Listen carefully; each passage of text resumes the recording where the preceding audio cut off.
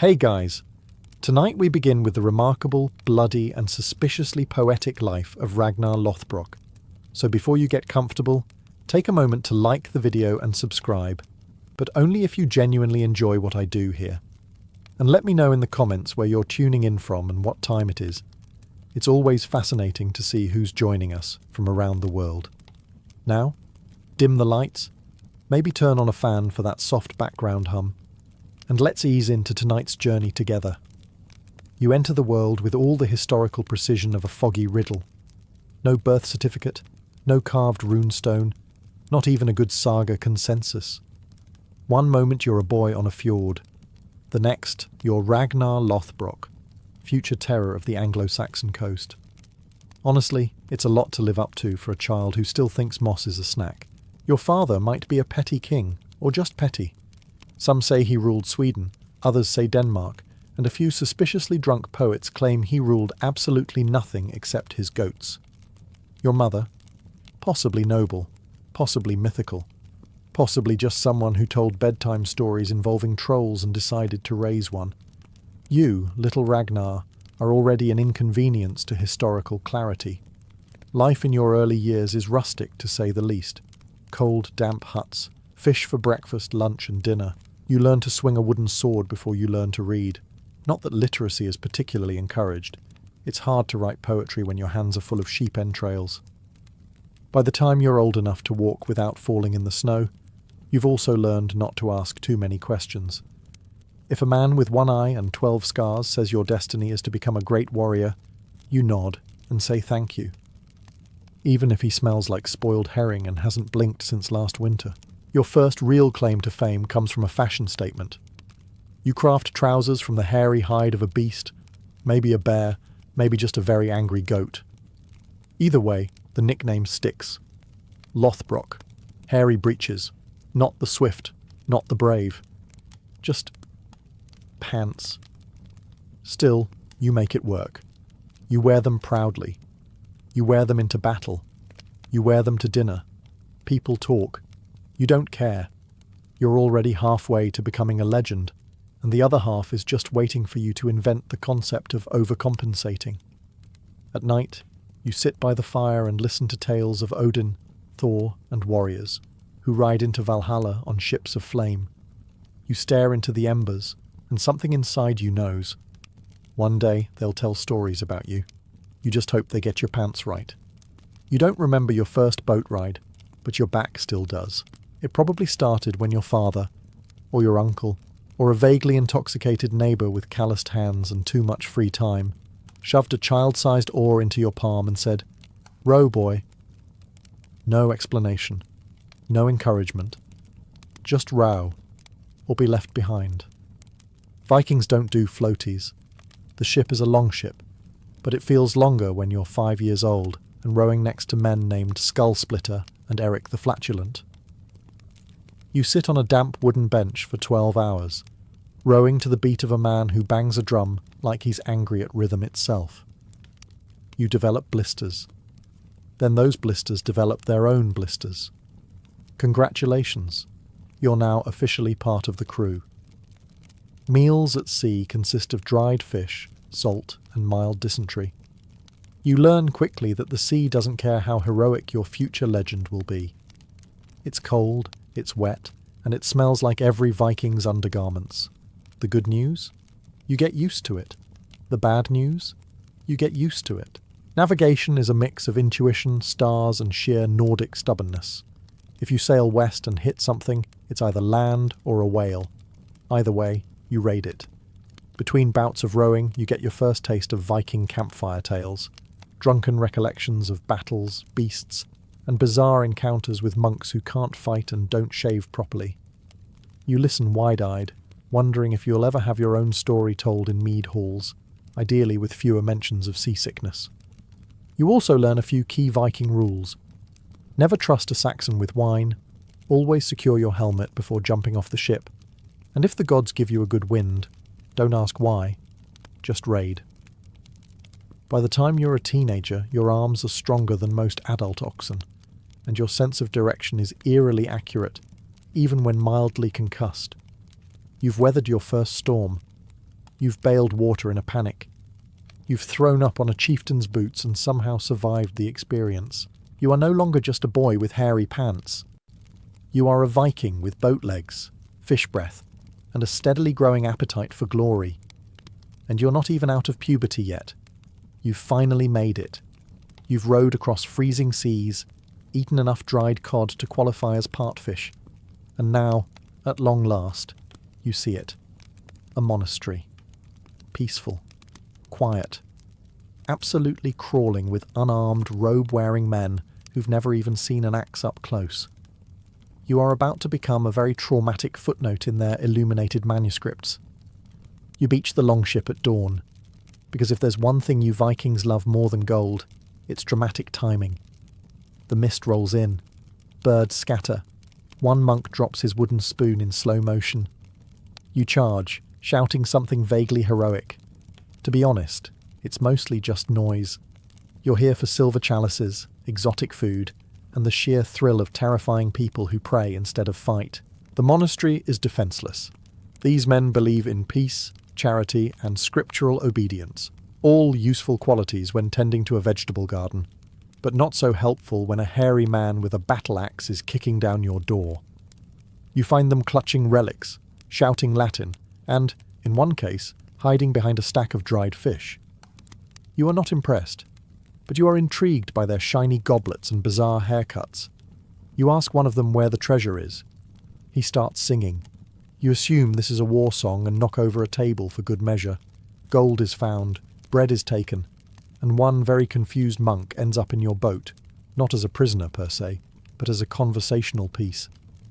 You've never met someone so terrified and so polite at the same time. You return home with your loot, your monk, and your reputation upgraded from that guy with the weird pants to the nightmare of Christendom. Bards start composing verses about your raid. They get most of the facts wrong, of course. Apparently you rode in on a wolf and fought off a dozen guards single-handedly. You don't correct them. Embellishment is part of the brand. Back home, you sip mead while your monk stares at a reindeer in existential horror. You've opened a door between two worlds, one of iron and frost, and the other of parchment and bells. You don't fall in love. You raid it. One minute you're pillaging a quiet coastal village. The next, you're awkwardly proposing marriage to a woman holding a spear and a grudge. Her name is Lagertha. She fights better than most of your crew and looks like she bathes more than once a month. You are smitten, or concussed, possibly both. Winning her over is complicated. She makes you prove your devotion by killing a bear and a hound with nothing but a stick, and the confidence of a man who lies professionally. You succeed, but just barely. She agrees to marry you, though it's unclear whether out of affection or curiosity about how long you'll survive. Married life is turbulent. She's a shield maiden. You're a part-time farmer, part-time nightmare of monks. Arguments are settled with axes. Affection is shown by not stabbing each other before breakfast. Romance is a duel that ends in heavy breathing and the smell of goat stew. Eventually, you do what all men in medieval sagas do when relationships get difficult. You leave. To be fair, Lagertha probably threatened to set your bed on fire, and you decided diplomacy was best handled from another country. Enter Thora, a noblewoman, beautiful, regal, mildly cursed. She's guarded by a serpent. No, not metaphorically. An actual giant snake. Local men try to win her hand and end up snake food. You, ever the romantic, take this as a challenge. You show up with those famous hairy breeches and a sharp spear, kill the serpent, and collect both the girl and the nickname upgrade. Now you're Ragnar Snake in the Eye's dad. Sort of. Prophecies swirl like cold fog around your growing brood. One of your sons will rule the world. Another will kill a dragon, maybe. Or a bishop. It's very unclear. Medieval prophecies don't come with footnotes. Between marriages, prophecies, and more children than you can name before the mead wears off, your personal life starts looking suspiciously like a myth in progress. You're not sure if you're building a family or founding a dynasty, but either way, there's a lot of yelling, a lot of destiny, and at least one vision involving a tree bleeding from its trunk. You don't ask. You just nod solemnly, like a man who's either wise or very, very tired. There's no inauguration, no crown, no dramatic music. You become king the traditional Viking way, by being slightly less killable than everyone else. One minute you're standing on a pile of loot, the next, people are calling you King Ragnar, mostly because you've got more boats than they do, and you haven't died in a while. It's not a formal title. Viking politics run somewhere between Game of Thrones and a schoolyard brawl. Being king mostly means you owe more favours, and everyone expects you to pay for the mead at feasts. But hey, you get the big chair at dinner and people listen when you shout, so you pretend it's worth it. Your domain, technically, Denmark. Realistically, whatever part of the coastline you've recently not burned to the ground. The concept of borders is still developing, and your map is just a damp piece of leather with angry notes scribbled in charcoal. To maintain power, you do what all wise kings do. Raid frequently, tell inspiring stories, and don't let the nobles drink too close to the weapons rack. You also fake your own death. Twice. The first time is strategic. A clever ruse to infiltrate Paris by pretending to be dead, complete with fake funeral and confused priests. The second time is less strategic. You just kind of disappear for a bit after a particularly awkward feast, where you accidentally insulted 3 earls, 2 sons, and 1 goat. People say Ragnar's dead. Then you show up in a boat like nothing happened. This becomes a pattern. Eventually, even you lose track of whether you're technically ruling, raiding, exiled, or retired. Power in Viking society is like juggling flaming axes. Flashy, chaotic, and only mildly fatal if you're good at it. You hold court in a smoky hall full of warriors, drunks, poets, and that one guy who keeps challenging everyone to arm wrestle during meals. Laws are passed by shouting, disputes are settled by duels, and marriage proposals, often indistinguishable from hostage negotiations. Still, you feel something stirring, a sense that this messy, chaotic kingdom of yours is part of something bigger, that your saga is only just beginning, or maybe it's just the fermented herring acting up again. You don't plan to terrify an entire continent with vibes alone, it just sort of happens. You wanted Paris. It's got walls, riches, wine that doesn't taste like regret, and the added bonus of being French, which means very few people there have ever encountered someone wearing a wolf pelt and screaming about Odin before breakfast. Your strategy? Confuse them into submission. You arrive with a fleet so large it causes a theological crisis. The Franks take one look at your sails and start baptizing each other in batches, just to be safe. Local bishops draft emergency prayers. Nobles flee to towers. One guy reportedly faints at the idea of your beard, but you're not just here to burn things. No, you're here to perform. You start small, impromptu screaming matches in front of the city walls, sword dancing on boats, animal skulls tied to the prow for that we may be possessed aesthetic. You even chuck a few decapitated heads over the battlements, not for tactical reasons, but because you think the Franks need some excitement. Then comes your pièce de résistance, faking your own death. You lie down in your longship, arms crossed, face solemn. Your men start wailing like you've been taken by Valhalla itself. They ask to bury you in the Christian cathedral, as a show of respect, obviously. The Franks, caught between superstition and peer pressure, agree, and so they open the gates. You rise from your coffin mid-ceremony like a hungover ghoul with tax questions. The crowd screams. The bishop drops his Bible. And before anyone can process what's happening, you've raided the cathedral, looted the treasury, and possibly converted a few onlookers through sheer trauma. It's not war, it's theatre. You leave Paris not just as a conqueror, but as a legend, a ghost story, a cautionary tale mothers whisper to their children. Clean your room, or Ragnar will sail up the Seine and scream at your house. Back in the north, your people are impressed. You didn't just win, you psychologically scarred a kingdom. You've invented a new kind of warfare, confusing your enemies so thoroughly they forget how doors work. You're not just a Viking now, you're a myth in progress.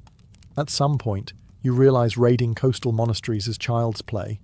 You're Ragnar Lothbrok, semi-king, snake fighter, beard model, and you're bored. So you turn your gaze toward Paris, not for strategic reasons, not even for the loot. Okay, partly for the loot. Mostly because Paris is big, shiny and French, and you want to see what happens when you poke it really hard. You gather a fleet of hundreds of ships, thousands of warriors, and zero plans.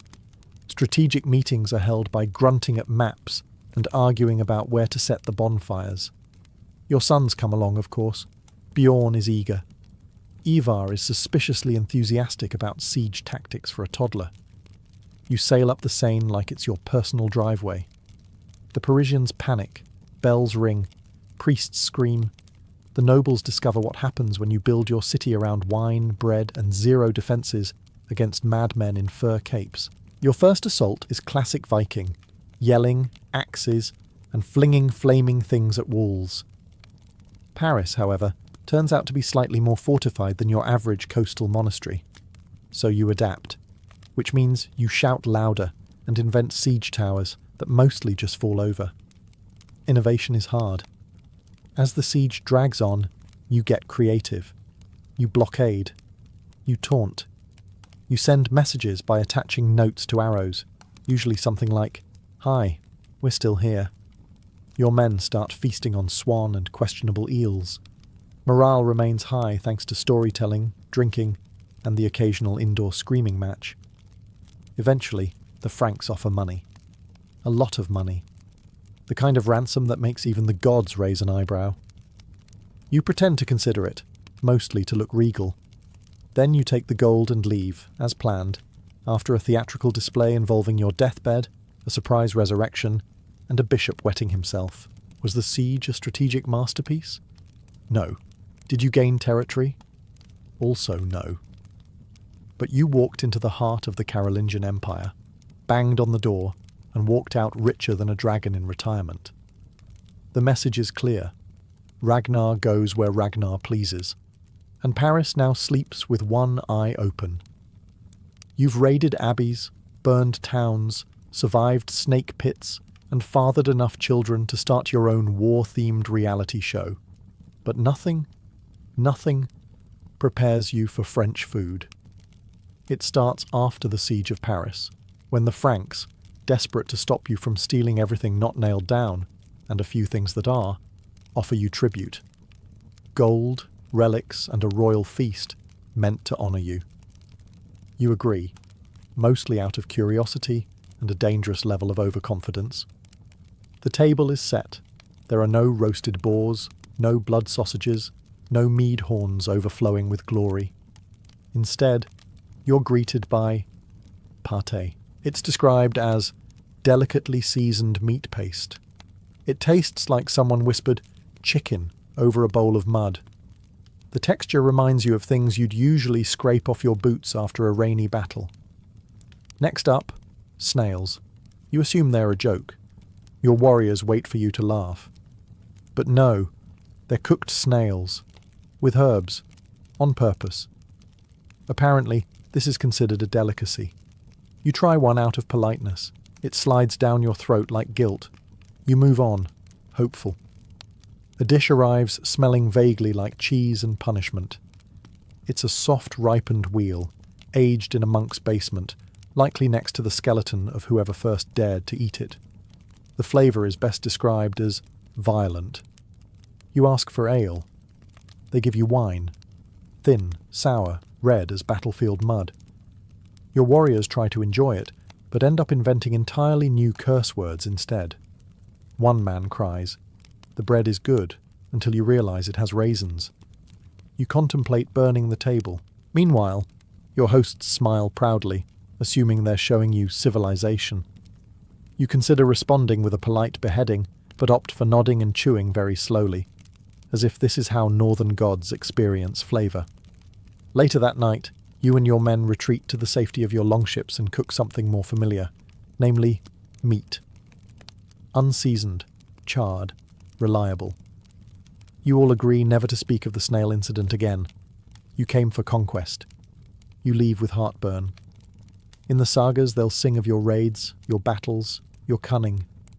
But they'll never know the true terror you faced that day. Frankish fine dining. You've conquered lands, outwitted kings, and terrified entire priesthoods. But you've also made the classic Viking mistake of reproducing enthusiastically and without restraint. You have so many sons, you start forgetting which ones are from which wife. There's Bjorn Ironside. Solid, dependable, strong jawline, possibly allergic to shirts. Then there's Ivar the Boneless, who walks like a riddle and talks like a prophet with anger issues. And don't forget Sigurd Snake in the Eye, who, as the name suggests, has a weird eye and makes everyone uncomfortable at dinner. And that's just the named ones. You try to be a good father, or at least a present one, which in Viking terms means you teach them to kill efficiently, row in sync, and never trust the English. You tell them tales of glory and gods, of how you fought sea serpents, wore bear pelts, and maybe faked your death once or twice. The trouble is your sons actually listen. Bjorn sails off to become a legend in the Mediterranean. Ivar starts plotting empire-wide domination before puberty. Witzer can't decide if he wants to be a poet or a war criminal. Ubbe just wants everyone to get along, which is adorable. The real problem? You've given birth to a dynasty of Type A berserkers. Every mead hall gathering turns into a strategic council. Every family feast is an argument about who deserves what kingdom. You once tried to hold a father-son bonding raid and ended up refereeing 3 separate duels before breakfast. At one point you seriously consider faking your death again, this time just to get a nap.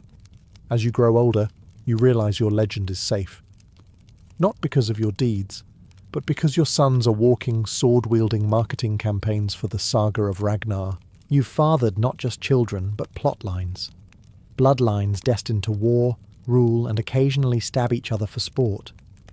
Viking legacy, it turns out, is mostly managing generational trauma with axes. Still, deep down, you're proud. Sure, they might burn half of Europe and disagree on literally everything. But they're your little warlords.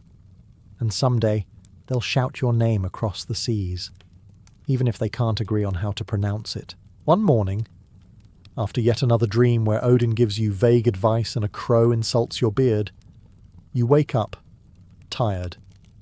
Not battle-tired, not seasick or hungover, although also that. Just existentially tired. You sit by the fire, sharpening a blade that no longer needs sharpening, and for the first time in your chaotic, snake-dodging, bishop-mocking life, you think about legacy. You wonder, did I change the world, or just stab it creatively? Sure, you raided kingdoms, stormed Paris, and turned coastal monasteries into Viking ATMs. But what sticks? Will the Skalds remember your victories, or just your more flamboyant failures, like that one time you tried to fake your death in a haycart and sneezed mid-eulogy? You think of your sons. Strong, dangerous, and terrifyingly ambitious.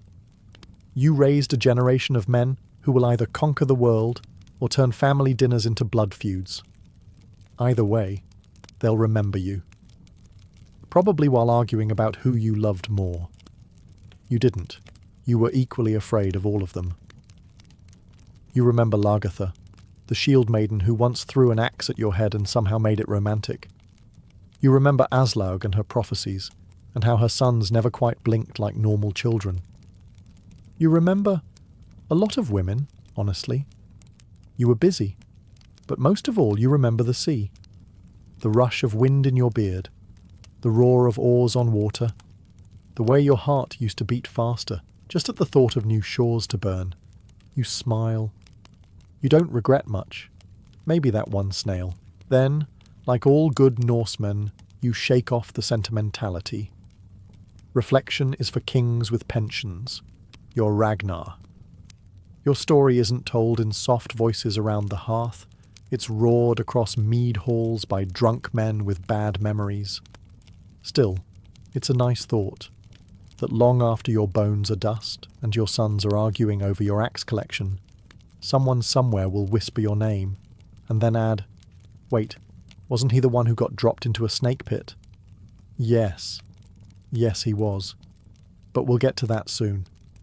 Let's face it, when your hobbies include raiding kingdoms, mocking royalty, and pretending to be dead for dramatic effect, it's only a matter of time before someone gets tired of your nonsense. That someone turns out to be King Ella of Northumbria, the human equivalent of a grudge carved into a stone wall. You've insulted him, humiliated him, and possibly borrowed a few of his coastal villages without returning them. He's not thrilled. Eventually, you do the one thing that all aging Viking rock stars eventually do. You go on one last voyage. Except this time, instead of bloodthirsty sons or half-naked warriors, you bring basically nobody. You show up in England with a handful of ships and the swagger of a man who believes his own saga. This is either incredibly brave or deeply stupid. Possibly both. Ella, seizing the moment like a cat spotting a drunken mouse, captures you. Now you're Ragnar Lothbrok, legend, terror of Christendom, conqueror of Paris, in chains. You'd be embarrassed if it weren't all so poetic. You're tossed in a dungeon, fed gruel probably flavoured with resentment, and told that your execution is being scheduled, which is never a comforting phrase. You reflect, briefly, on whether maybe this was inevitable. Enemies stack up when you live like you do. Kings, monks, jealous husbands, abandoned allies, betrayed merchants, exes. Your inbox would be a war crime if it existed. Ella doesn't just want to kill you. He wants a statement. And what better way to say please never invade us again than by tossing the most famous Viking into a pit of vipers? Charming. You're marched out in chains, your beard suitably windswept, your dignity barely hanging on. A crowd gathers, some to cheer, some to gloat, a few just to see if the snake pit rumour was true. Spoiler, it is. You're Ragnar Lothbrok, son of Odin, according to questionable sources, and now you're snake bait. Because of course you are. This is what happens when you annoy too many people for too long. You take one final breath, and, in true Ragnar fashion, you smile. So, there you are. Ragnar Lothbrok, former scourge of Europe, reduced to a man in a pit full of snakes. Not exactly the Viking retirement plan you envisioned, but on the plus side, you've always had a flair for the dramatic. Ella of Northumbria stands above the pit, feeling smug. The crowd murmurs, unsure whether they're witnessing justice or a prelude to a thunderstorm. You, however, feel weirdly at peace. Maybe it's the venom kicking in. Maybe it's knowing this is not the end. Just a rebrand. Because here's the secret. You're about to become more powerful than you ever were alive. As snakes coil around you like awkward bitey scarves, you laugh, loudly. You quote Old Norse poetry. You rant about Odin waiting for you in Valhalla. You start prophesying the violent vengeance of your sons like you're auditioning for the Norse version of Shakespeare. The crowd? Rattled. Ella? Second-guessing. The snakes? Still doing their job. And then you die. Kind of. Because as soon as your corpse cools, your legend heats up. Word spreads like wildfire soaked in mead. Ragnar didn't die. He ascended. Ragnar didn't fall in battle. He chose to die. The snake pit?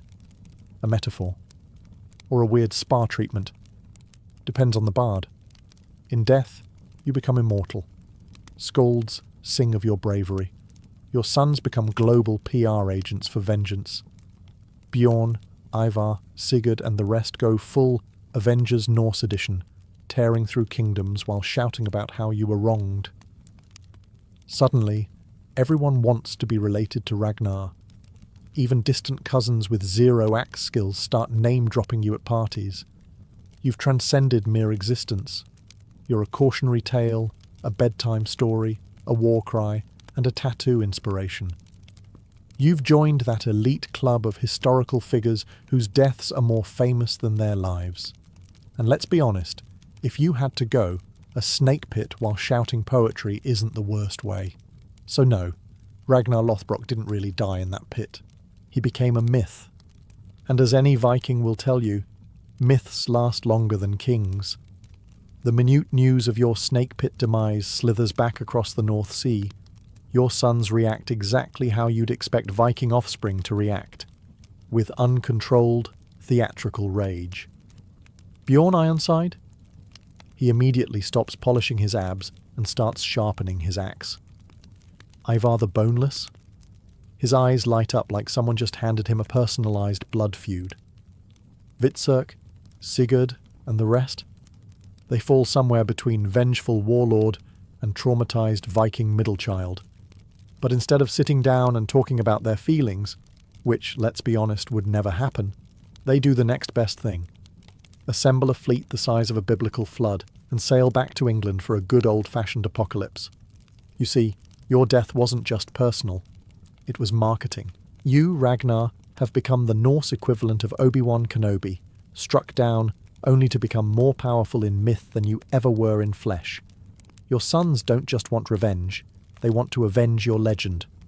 And so begins what future historians will call the Great Heathen Army, and what Ella will call Oh No. They descend upon England with the subtlety of a dropped longship. Villages burn, Saxons panic. Kings hold emergency prayer meetings. Ella himself is captured in a delightful twist of poetic symmetry. Then comes the part you'd love most. They don't just kill him. No. They give him the blood eagle, that charming Viking chestnut involving ribs, lungs, and more screaming than a medieval dentist's office. Whether this ritual actually happened or is just Nordic PR is up for debate. But it feels Ragnar-y. After that, chaos. Your sons begin carving out kingdoms, fighting over land, loyalty, and who Dad loved more. Ivar becomes a terrifying legend in his own right. Brilliant, brutal, and entirely unbothered by the laws of spine or sanity. Bjorn explores, conquers, and flirts with being king of everything. Hvitserk broods. Sigurd glares. Ubbe tries to be reasonable. Never works. It's a full-blown saga, complete with betrayal, family drama, and questionable hairstyles. Basically, if HBO had existed, your estate would be swimming in royalties. You may be dead, Ragnar, but your drama lives on.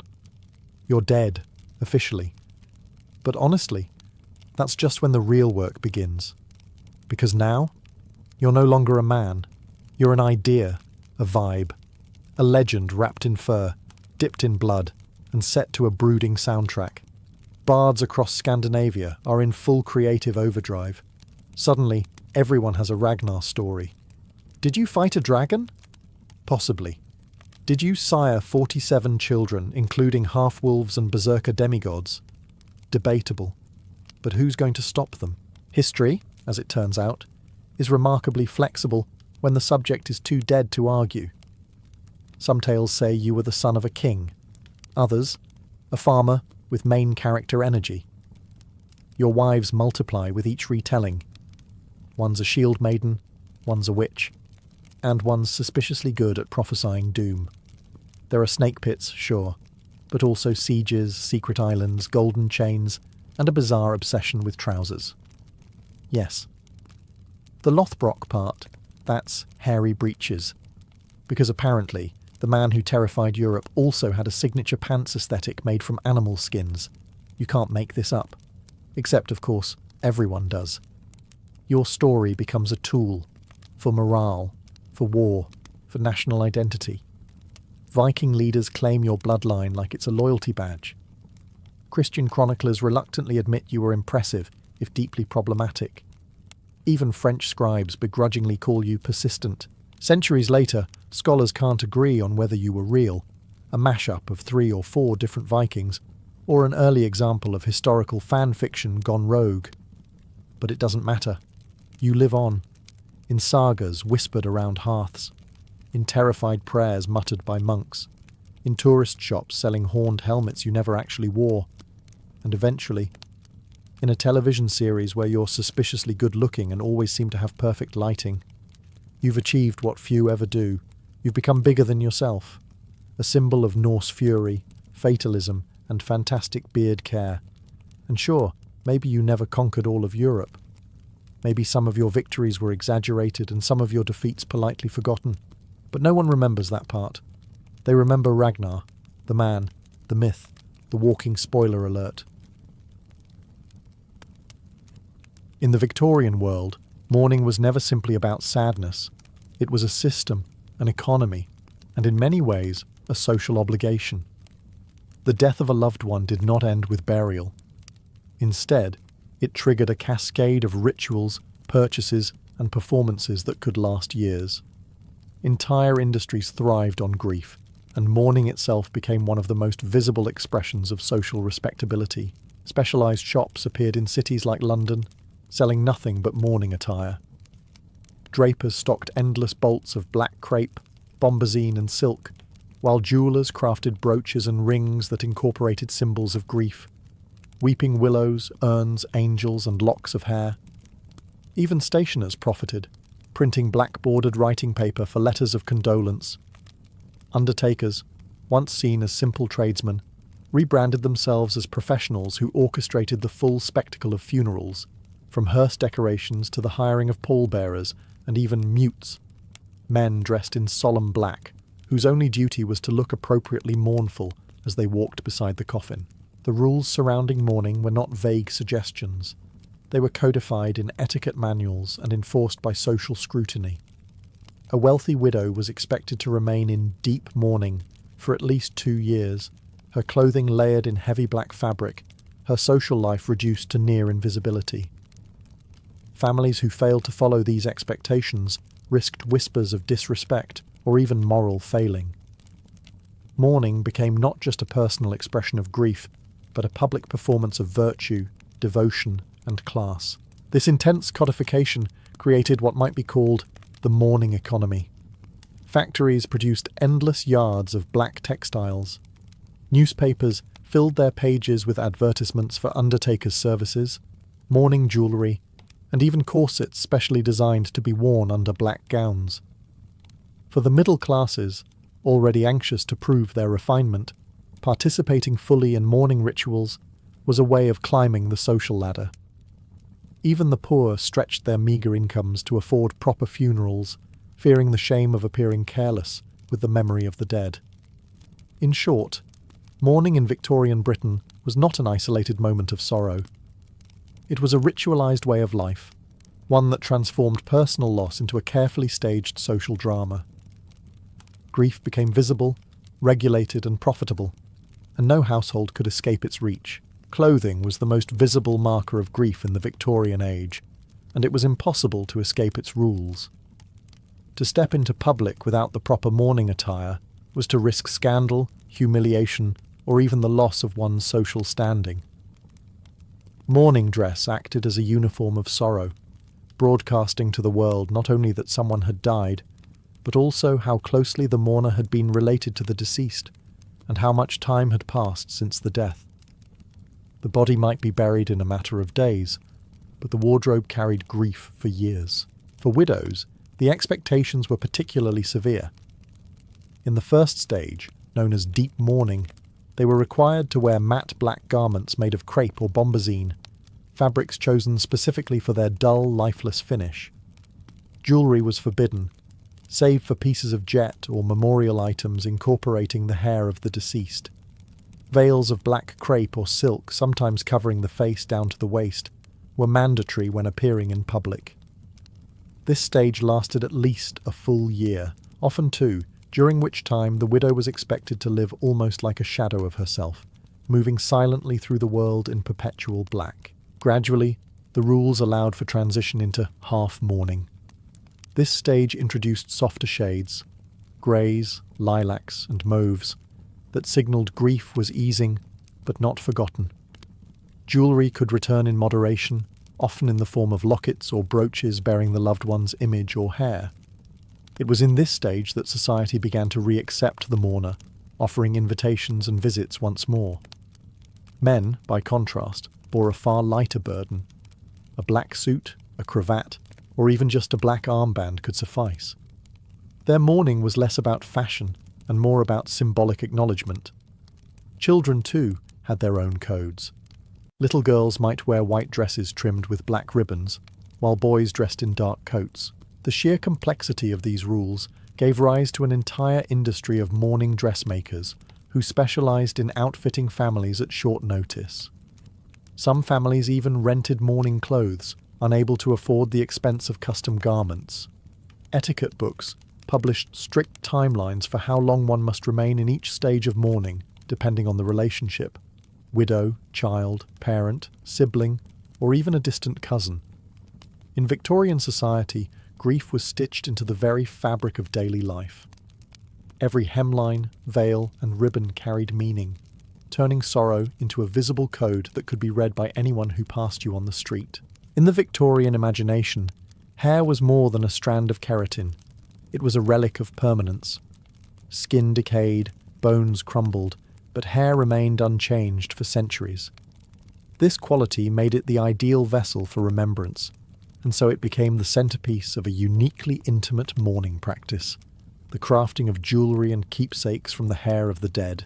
A lock of hair could be woven into intricate patterns, braided like fine thread, or even ground into pigment to tint a miniature portrait. Jewellers in London and Paris became masters of the art, offering catalogues of rings, brooches, bracelets, and lockets specifically designed for memorial purposes. Families might bring the hair of a deceased child or spouse to these artisans, who would fashion it into sentimental treasures. Some were simple, a locket containing a curl of hair tied with silk. Others were astonishingly complex, entire wreaths made of twisted hair flowers encased under glass domes, or bracelets woven entirely from the strands of the departed. Contrary to modern sensibilities, Victorians did not find this macabre. To them, it was tender. Wearing a ring containing a lock of a mother's hair was a way of keeping her physically close. Parents mourning children often commissioned elaborate hairwork wreaths, arranging strands from multiple siblings in floral patterns. These keepsakes, proudly displayed in parlours, acted as both memorial and conversation piece. The practice was not confined to the wealthy. Printed instruction manuals taught women how to craft hair jewellery at home, a skill as common as embroidery. Middle-class families unable to afford a jeweller could still honour their loved ones with handcrafted tokens. Of course, the market expanded beyond mourning. Hair jewellery was also exchanged among lovers as symbols of devotion, but its strongest cultural power lay in memorialisation. Queen Victoria herself helped popularise the trend when she commissioned jewellery made from the hair of her beloved Prince Albert after his death. Her example filtered through society, lending royal legitimacy to a practice already steeped in sentimentality. These objects remind us that Victorian mourning was not only public, but deeply personal. While veils and dress codes announced grief to society, hair jewellery allowed mourners to carry the dead privately, against their skin, woven into the very fabric of daily life. To the Victorians, a lock of hair was not grim, it was eternal. The Victorian era was obsessed with memory, and no innovation captured this more vividly than post-mortem photography. In an age when few families owned painted portraits and photography itself was still expensive, the death of a loved one often became the moment when a photograph was finally taken. These images were not morbid curiosities, they were sacred relics, often the only lasting visual record of a person's existence. Photographers specializing in mourning portraits traveled to homes soon after death, carrying heavy equipment to set up cameras beside the deceased. Infants and young children were the most common subjects, since childhood mortality remained heartbreakingly high. Adults were also photographed, often posed in chairs or beds, their clothing carefully arranged, their faces brushed with powder to soften the pallor. To the modern eye, these photographs may appear eerie, but to Victorian families, they were acts of love. Techniques varied.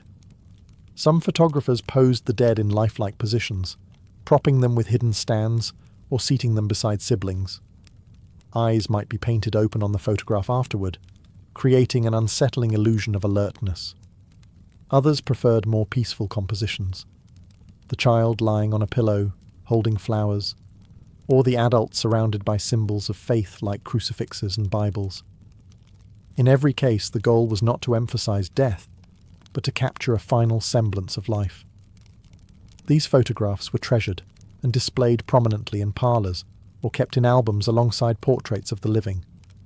They were sometimes inscribed with the person's name, age, and date of death, turning them into both image and epitaph. Families would look at them not with discomfort but with reverence, often using them as focal points for remembrance during anniversaries or gatherings. Post-mortem photography also reflected the democratization of memory.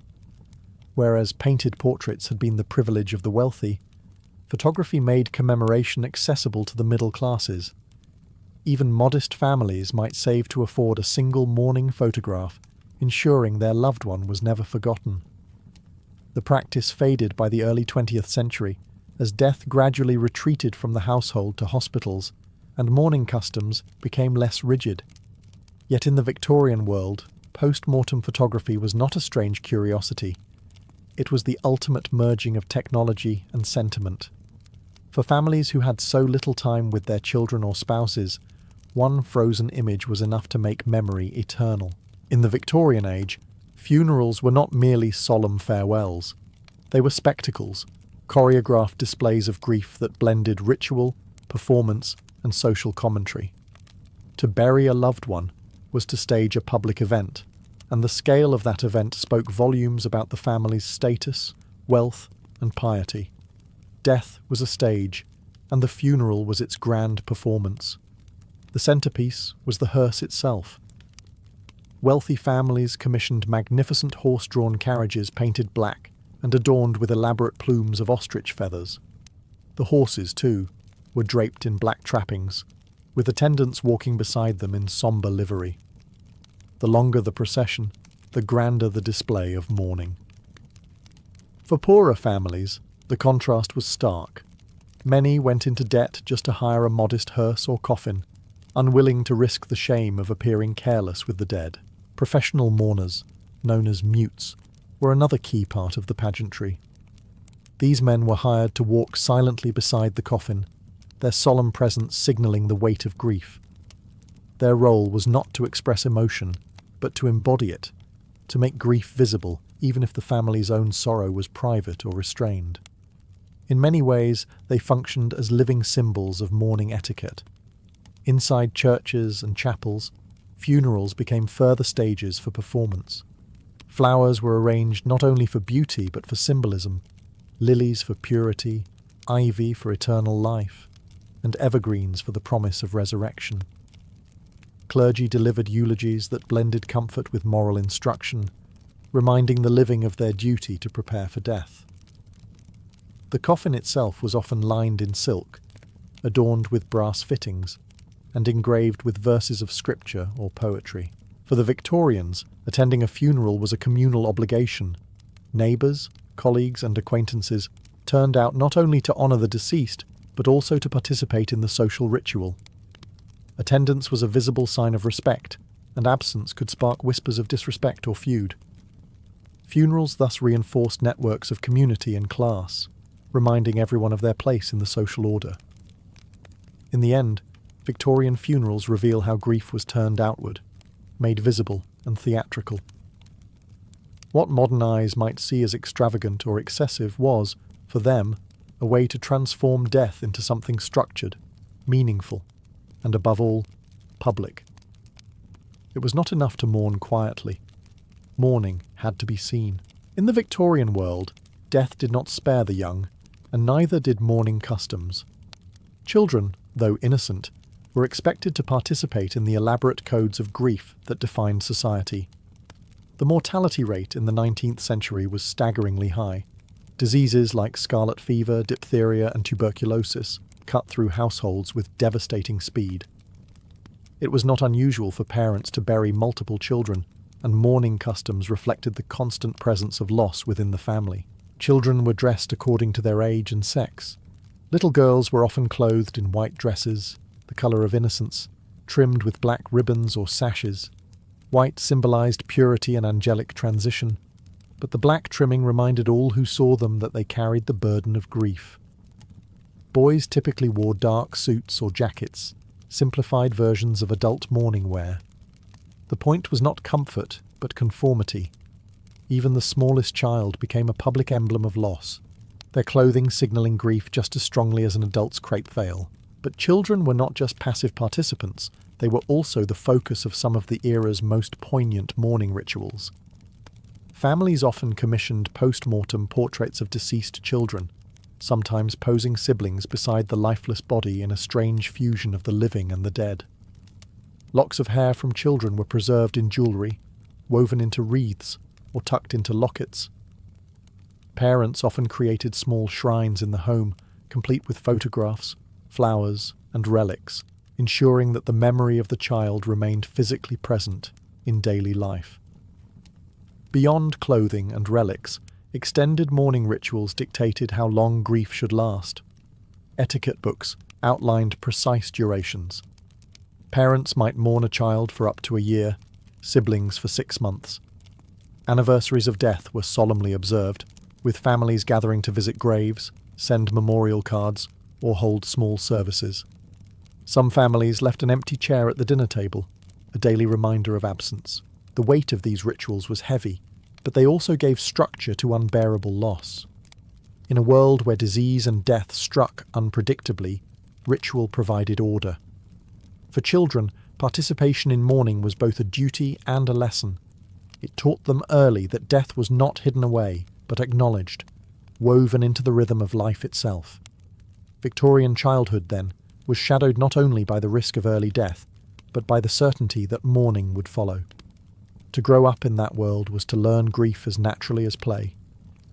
Victorian mourning was not merely about loss, it was a code of conduct, one that reinforced the values and hierarchies of the time. Nowhere was this more evident than in the realm of gender. The rules for men and women were not equal. They reflected broader Victorian ideals about duty, morality, and the place of each sex within society. For widows, mourning was nearly a prison sentence. Etiquette manuals dictated that a woman should remain in deep mourning for at least 2 years after her husband's death. During this time, she was to wear heavy black crepe gowns, avoid social gatherings, and live a life of quiet seclusion.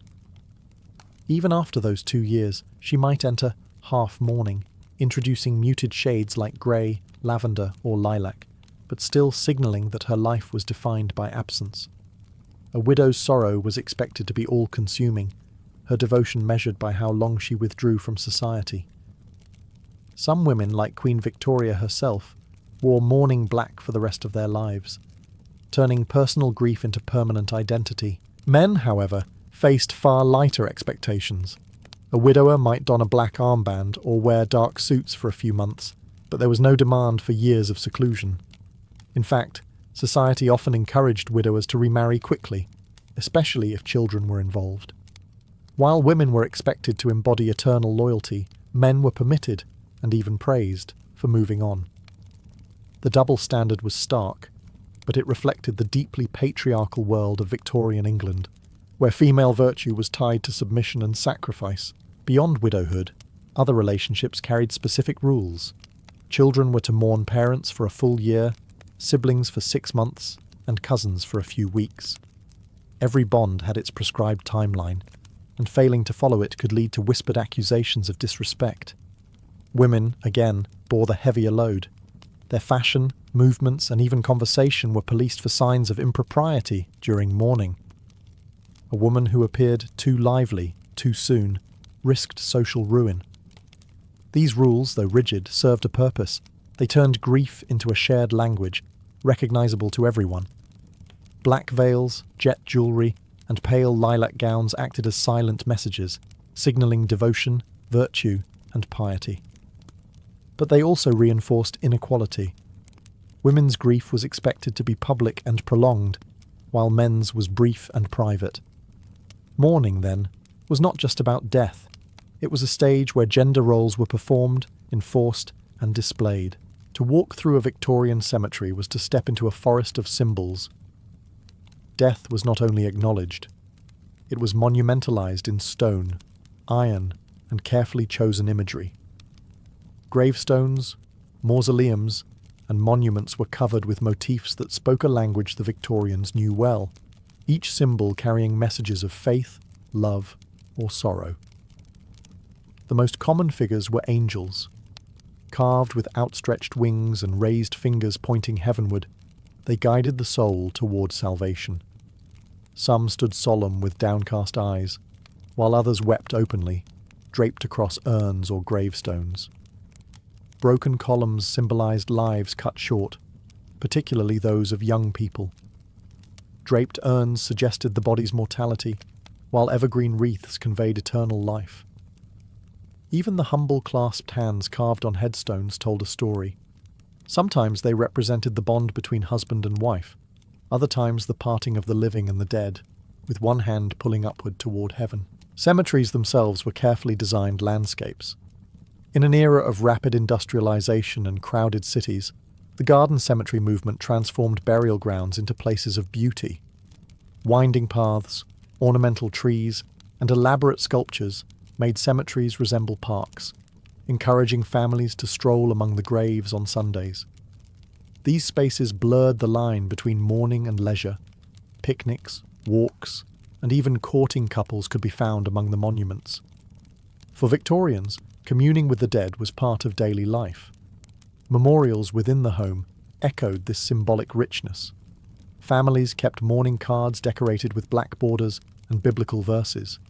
Miniature glass domes enclosed hairwork wreaths or preserved flowers from the funeral. Portraits of the deceased were framed with symbols of eternity, ivy, doves, or laurel. Every object reinforced the idea that death, though painful, was not an ending but a passage. Even epitaphs became vehicles of meaning. Gravestones carried verses that blended religious hope with sentimentality.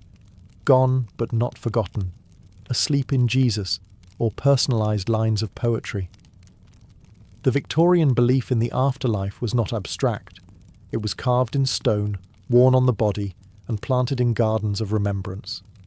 These layers of symbolism reveal how deeply Victorians sought to domesticate death, making it comprehensible through metaphor. In a society where mortality was omnipresent, symbols offered comfort. They transformed cemeteries into places where grief could be both expressed and softened, where every statue and carving whispered, "Life ends, but memory endures." By the late 19th century, mourning in Britain had evolved into something so elaborate that critics began to mock it as excessive. What had once been a set of customs for expressing grief had become in many ways a performance, an art form where sorrow was staged, displayed, and measured by the public eye. Death, in Victorian society, was not hidden behind closed doors. It was paraded in the streets, stitched into clothing, carved into stone, and captured in photographs. It was a spectacle. Funerals themselves became theatrical productions. The grander the procession, the greater the family's display of respectability. The size of the hearse, the number of carriages following behind, the plume of feathers atop the horses, all communicated wealth and status as much as devotion. For the poor, this expectation could be crushing. Many families went into debt to host respectable funerals, knowing that a modest or unattended burial would brand them as careless or dishonourable. Death was not just an emotional burden, but a financial one. Queen Victoria set the tone. After Prince Albert's death in 1861, she withdrew into a life of perpetual mourning, wearing black until her own death 4 decades later. Her example elevated mourning into a near-sacred duty, and society followed suit. Her devotion became the model for widows across Britain, reinforcing the idea that true love was measured in lifelong grief. But what began as sincerity in the royal household trickled down into rigid expectations for everyone else. Critics of the time saw this theatricality as excessive. Newspapers occasionally lampooned the endless veils, the black-draped parlours, the morbid fascination with death photography. Yet for most Victorians, these customs offered comfort and order. In an age when epidemics and industrial accidents claimed lives unpredictably, ritual gave shape to chaos. Mourning made death visible but also manageable. What lingers today is not just the image of black veils and jet jewellery, but the sheer intensity with which Victorians confronted mortality. Where modern culture often hides death away, Victorians insisted on engaging with it, wrapping grief in fabric, symbols, and ceremony. To them, mourning was not an interruption of life. It was woven into life itself. The spectacle of death was, paradoxically, a way to keep the dead present, a way to insist that memory outlasts mortality. In Tudor England, the banquet was more than a gathering for food. It was a calculated display of dominance. Monarchs and nobles did not simply dine. They staged productions where every roasted bird, every glittering goblet, and every sugared sculpture proclaimed wealth and authority. A feast was political theatre, and the audience was everyone who mattered: ambassadors, courtiers, and rivals whose loyalty or envy could shift the balance of power. For Henry VIII and Elizabeth I, feasts were weapons in their arsenal of rule. A hall set with groaning tables announced prosperity, even when the treasury ran thin. To serve dishes of abundance, layered courses that stretched into the dozens, was to assure guests that the crown had access to limitless resources. More than that, it was a message. If this much food could be spared for a single evening, imagine the reserves behind it. Guests were not meant to leave comfortably full. They were meant to be overwhelmed. The scale of Tudor banquets defied reason. Entire roasted boars were presented alongside peacocks redressed in their feathers, swans gilded in gold leaf, and pies that burst open to release live birds in a show of culinary theatre. The very excess was the point. Eating until one could not move was less important than witnessing the host's ability to summon such wonders from kitchen and countryside alike.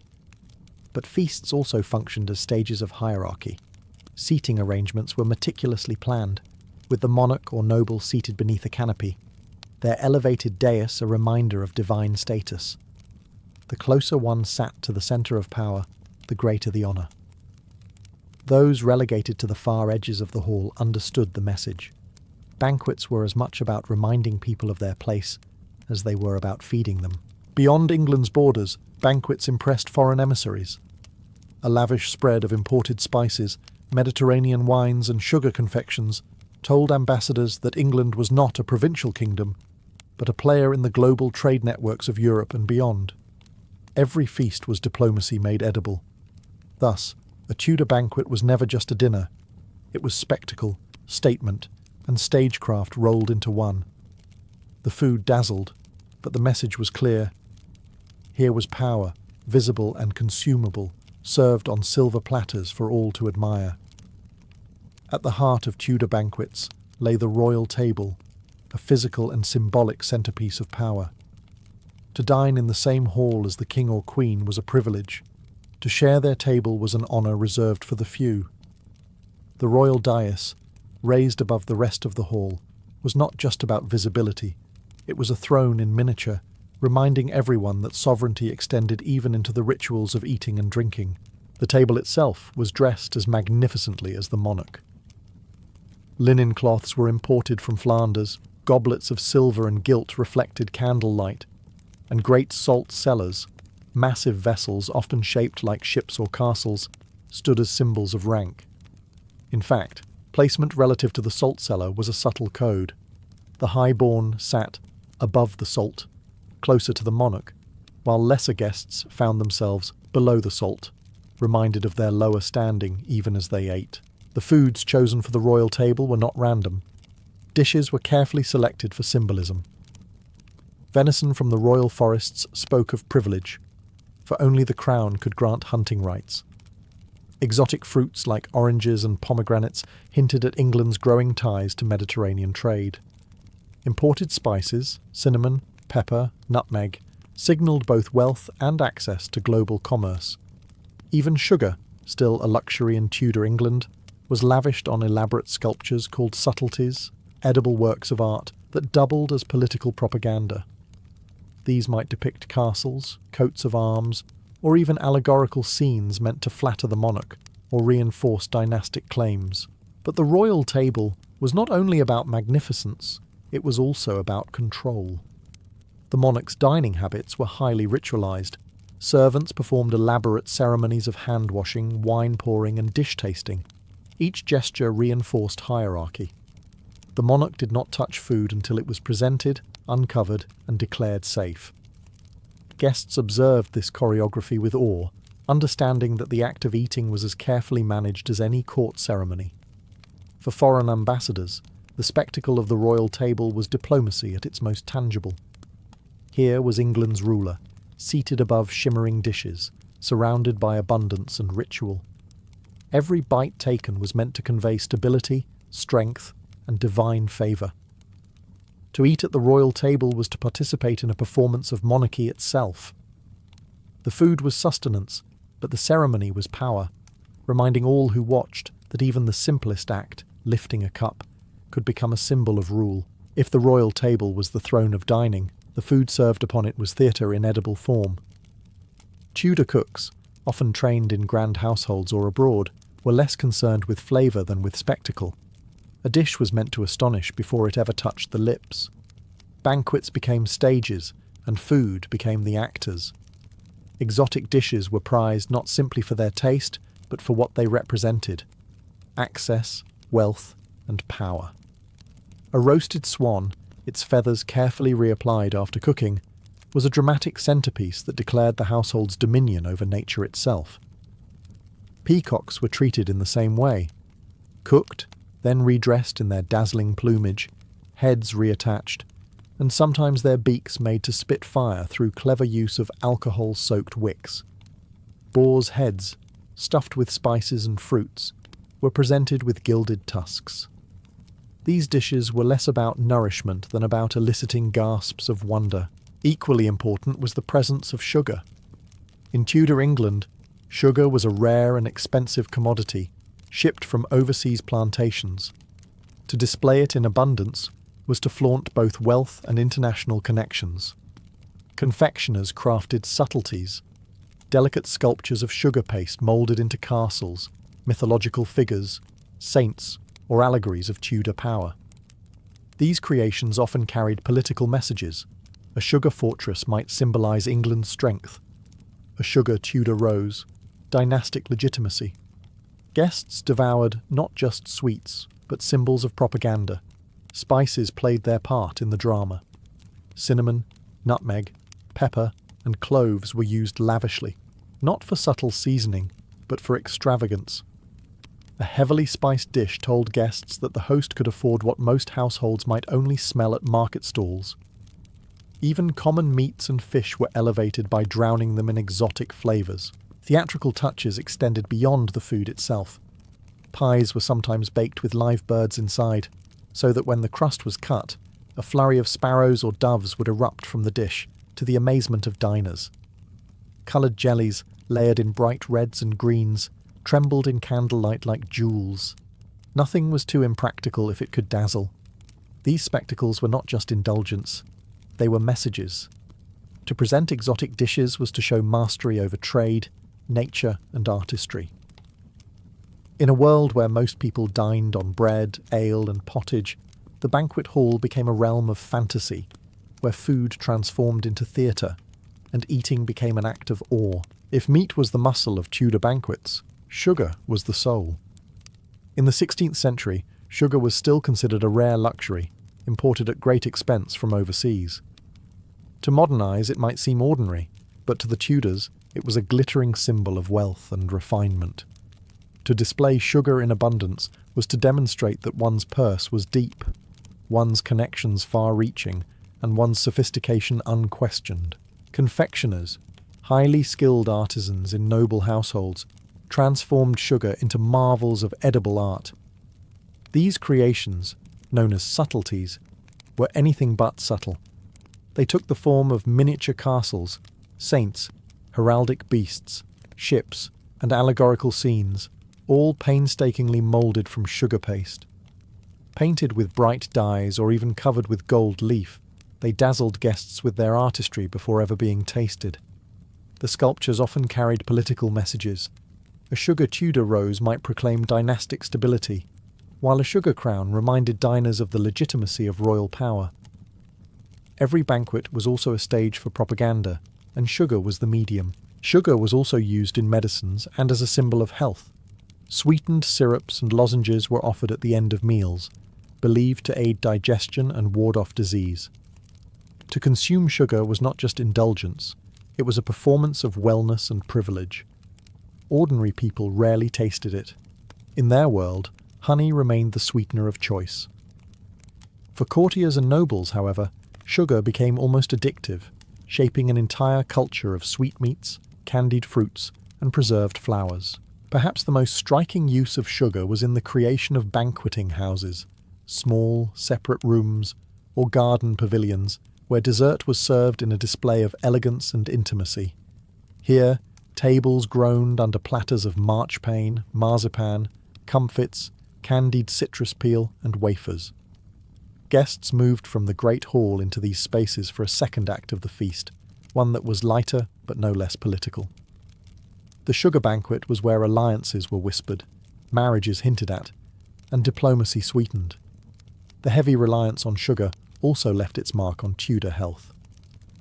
By the late 16th century, tooth decay became so common among the wealthy that blackened teeth were almost a status symbol, proof of one's ability to indulge. Elizabeth I herself was said to have a sweet tooth, favouring candied violets and marchpane. Her smile, darkened by decay, became a strange badge of royal luxury. In Tudor feasting, sugar was not just food. It was spectacle, medicine, politics, and indulgence wrapped into crystalline perfection. Tudor banquets were not only about eating, they were immersive performances where music, spectacle, and pageantry carried as much weight as the food itself. To sit at a great feast was to be enveloped in a world where every sense was engaged.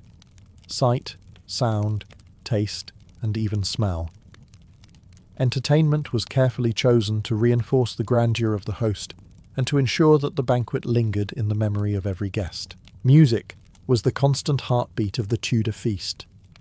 Minstrels and consorts of viols, lutes, and shawms played as courses were brought in, filling the hall with harmonies that reminded guests of courtly sophistication. Trumpeters announced the arrival of each new dish, turning even roasted meat into a royal procession. The combination of sound and sight transformed dining into theatre. Diners were not simply eating, they were participating in a choreographed event. Masks and pageants added another layer of drama.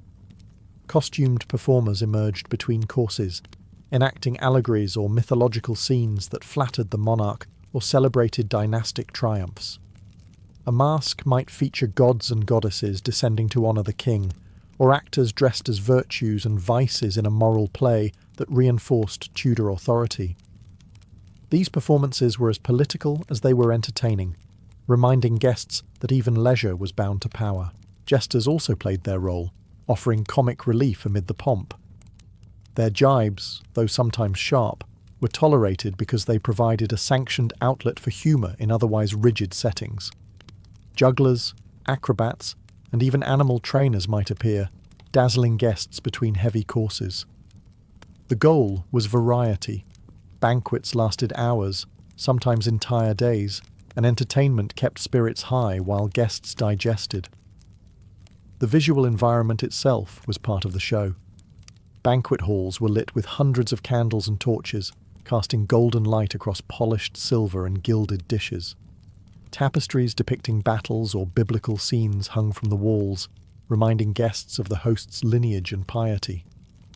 Even the servants, clad in livery, moved in carefully rehearsed patterns, their service a performance of discipline and wealth. For ambassadors and visiting nobles, the entertainment was more than diversion. It was a statement.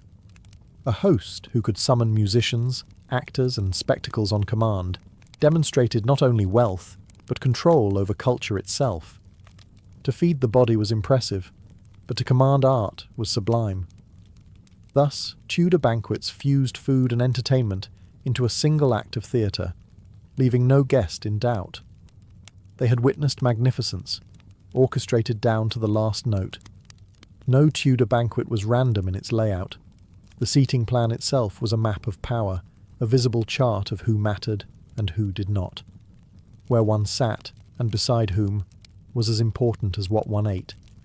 In fact, for many guests, the true feast was not on the plate, but in the subtle politics of proximity to the host.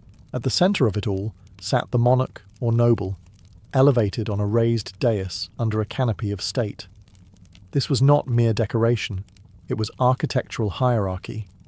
The elevation reminded every eye in the hall that the ruler was literally and symbolically above the rest.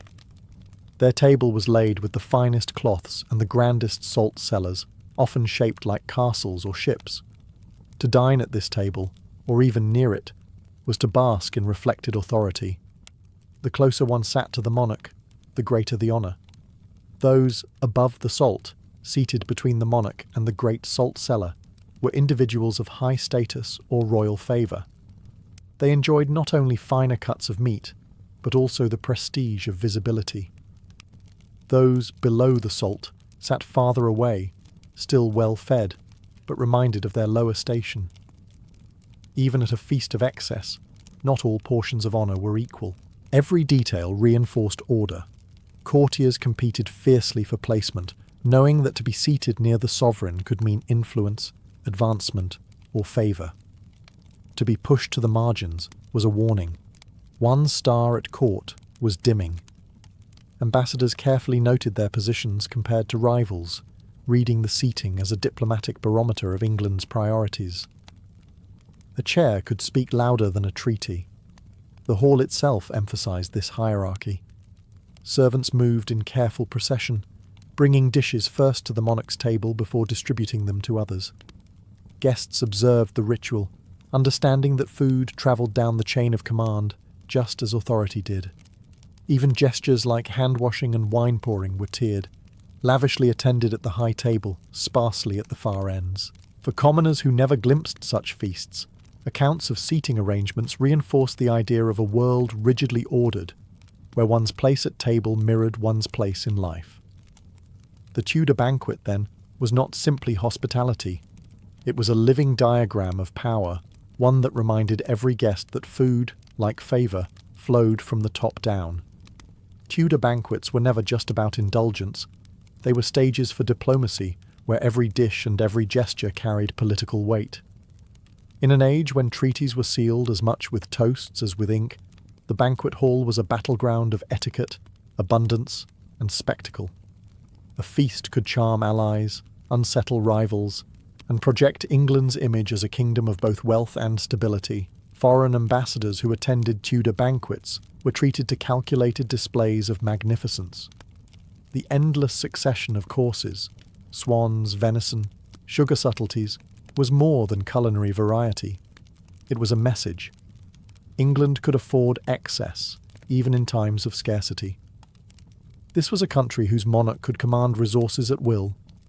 To dine at Henry VIII's table, for instance, was to be reminded of his expansive reach, his ability to import spices from the East and wines from France, even while waging costly wars. Banquets also provided informal stages for negotiation. While formal treaties were signed in chambers, relationships were built over food and wine. Ambassadors positioned near the monarch could whisper flattery, hint at proposals, or gauge reactions. The convivial atmosphere, softened by music and spectacle, allowed delicate topics to be broached more smoothly than in council halls. Feasting blurred the line between entertainment and statecraft. Politics also unfolded among domestic elites. Invitations to a banquet were signals of favour. Absence could be read as a deliberate slight. Who was seated near the king or queen was itself a form of messaging. A rival moved further down the table understood their diminishing influence. A newcomer granted a seat near the high table knew their star was rising.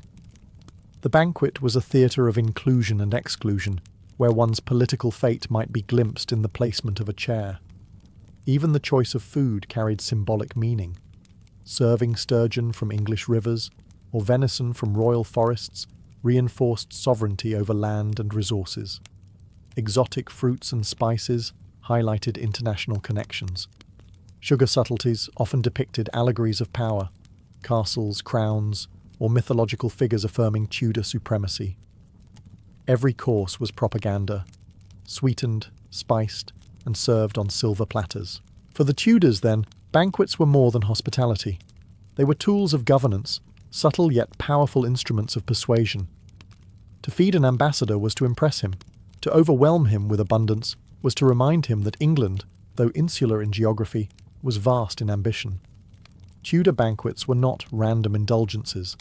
They followed rhythms dictated by both the church calendar and the turning of the seasons. Religion, deeply woven into daily life, shaped not only when people could feast, but what could be eaten. Seasons, in turn, determined what could be harvested, hunted, or preserved for the table. Together, they created a cycle of abundance and restraint that gave Tudor dining its unique character. The Catholic Church imposed strict rules on diet, especially regarding fasting and abstinence. Fridays, Lent, and numerous holy days required the avoidance of meat. Yet even in this restriction, Tudor feasts found opportunity. Hosts turned fasting meals into lavish showcases of fish and seafood, eels, salmon, sturgeon, and even imported delicacies like salted cod from northern waters. Elaborate fish pies and stews replaced roasted boars and venison, reminding guests that magnificence could be achieved even within religious limits. After the English Reformation, many of these traditions persisted, their power less theological than cultural. Fasting days were simply part of the rhythm of life. The seasons dictated availability.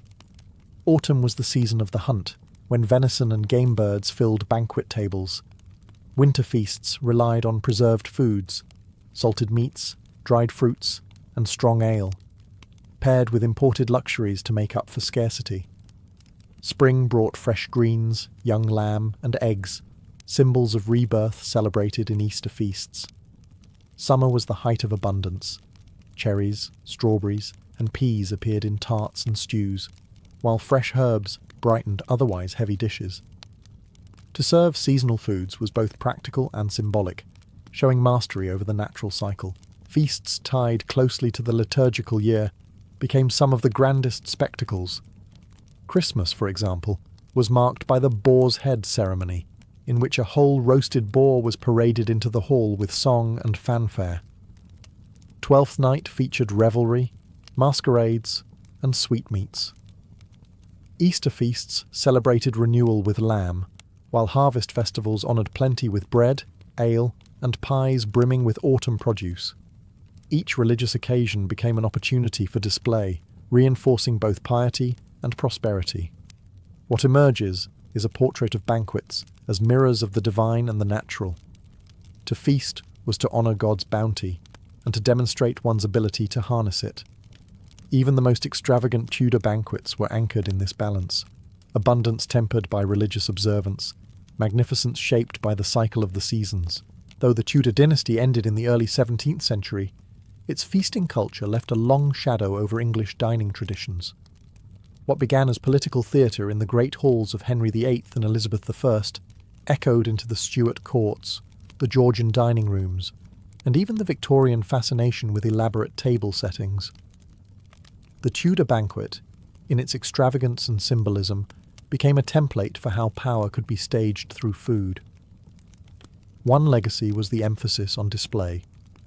The Tudor obsession with spectacle, swans redressed in feathers, sugar castles, pies that erupted with live birds, inspired later generations to see dining as performance.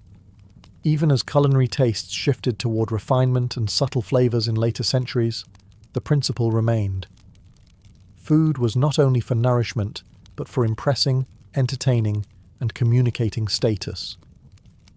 The idea of the showpiece dish owes much to Tudor banquets. Another enduring mark was the centrality of sugar. Tudor confectionery, with its subtleties and sweetmeats, set the stage for England's growing addiction to sugar in the centuries that followed. By the 18th century, tea sweetened with sugar became a national ritual, a habit rooted in the Tudor use of sugar as luxury and symbol. The glittering banquets of the 1500s paved the way for a culture where sweetness became both daily comfort and imperial commodity. Tudor feasting also cemented the link between dining and diplomacy. The idea that a banquet could sway alliances or communicate power continued into later courts. Ambassadors expected to be fed well. Monarchs knew that to scrimp was to risk offence. Even in modern state banquets, where dishes are more restrained, the echoes of Tudor grandeur remain in the careful choreography of courses, seating, and ceremony. Perhaps most lasting, however, was the Tudor belief that food mirrored hierarchy. The arrangement of tables, the division of portions, the ritual of service, all reinforced social order. This culture of rank and privilege persisted long after the Tudors, shaping English dining etiquette for centuries. Even today, the notion of a head table at weddings or banquets recalls the dais of Tudor halls. In the end, Tudor banquets were more than culinary excess.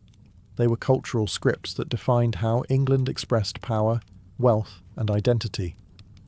Though swans in feathers and sugar castles have vanished from modern tables, the Tudor lesson endures. To feed others is to tell a story about who you are and what you command.